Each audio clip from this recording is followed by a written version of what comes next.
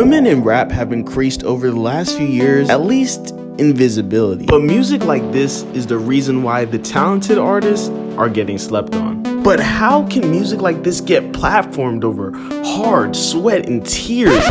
Oh, hell no, man. What the fuck, man? You may have never heard the name Sexy Red, but you may be familiar with this sound from TikTok. I'm trying to get my coochie scratched, yeah. I'm trying to get my coochie stretched, yeah. This is Sexy Red, who's being described as the raunchiest up-and-coming artist, and her new album is a combination of low effort, weak bars, and every song featuring an uncomfortable amount of sexual references. So she is kind of living up to her title in a way. But this very lackluster album has the likes of the GOAT Nicki Minaj and very talented producers in Tay Keith and ATL Jacob on it. But why? I think everyone in the music industry understands that these TikTok artists are not going away anytime soon, and rather than fight it, why not get paid?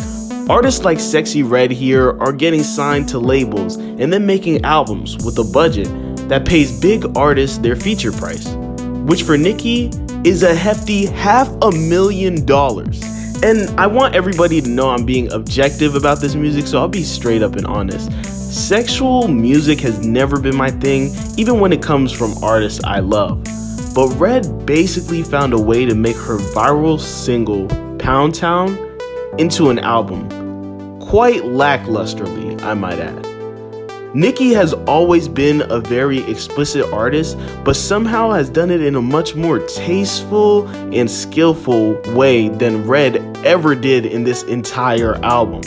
And Nicki really shows that on her feature in this project. So it's clear that Nicki is the blueprint for an artist like Red. So it makes no sense to me how she could fall so far away from that line with just the effort that's being put into this album, which you can only get from listening to it, which I obviously don't recommend. When you really take a step back and truly realize that music is a means to an end to many artists, it all makes more sense why hits are being chased and quality albums are harder to come by.